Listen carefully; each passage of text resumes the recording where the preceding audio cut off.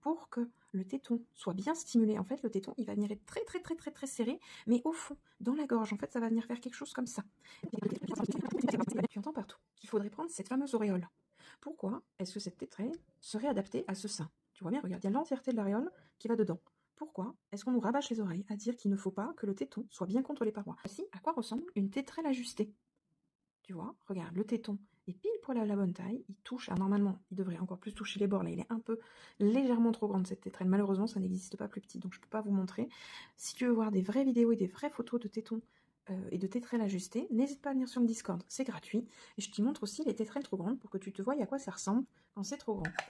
Pourquoi est-ce qu'on entend partout qu'il faudrait de l'aréole? Eh bien parce que bébé, quand il va venir téter, en fait, lui, il va venir faire comme ça, tu vois, avec sa bouche. Et en fait, pour que le téton soit bien stimulé, en fait, le téton, il va venir être très serré, mais au fond, dans la gorge, en fait, ça va venir faire quelque chose comme ça.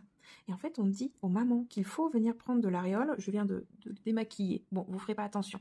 Il faut prendre de l'aréole pour qu'on soit sûr que bébé ait bien le téton au fond de la gorge, donc entre le palais et entre la langue, là où elle est attachée à la mâchoire. Ça, c'est l'endroit le plus dur de la langue et celui qui a le plus de puissance. Donc en fait, le téton, il va venir être serré et pile poil à la bonne taille. C'est pour ça qu'on dit qu'il faut prendre de l'aréole pour être sûr que le téton est bien jusqu'au fond de la gorge. Mais alors, pourquoi est-ce qu'on dit ça en tire-allaitement? Eh ben c'est complètement débile, voilà, sache-le. En fait, du coup, on est resté sur ce conseil pour la même chose pour le tire-allaitement, en te disant qu'il te faut du 24, mais tu vois bien que le 24, enfin, mais regarde, même mon pouce est trop grand, quoi. Enfin, ça c'est adapté au mari, quoi. Ça, c'est adapté à un zizi, pas un téton, regarde. Là, en majorité, ça c'est plutôt un téton qui a fini de rétrécir. Tu vois, lui là, il fait 8 mm. Ça, c'est un téton en fin d'allaitement ou juste avant de tomber enceinte. Voilà. Ensuite, avec les hormones de l'allaitement, il va grossir. Donc, on va passer, je dirais, entre du 18.